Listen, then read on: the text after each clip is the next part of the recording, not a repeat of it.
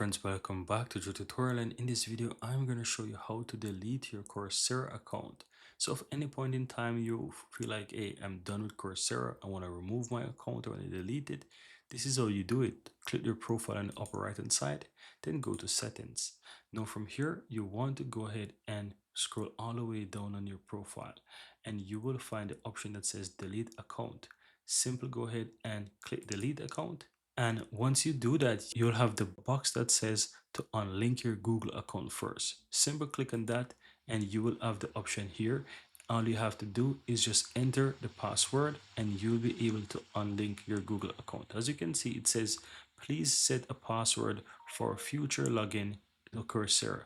And that's all you have to do. Once you do that, you can simply go ahead again and you will be able to delete your account afterwards. So enter the password here, unlink your Google account, then you can come here and delete your Coursera account. And that's it, guys. Very easy and very simple.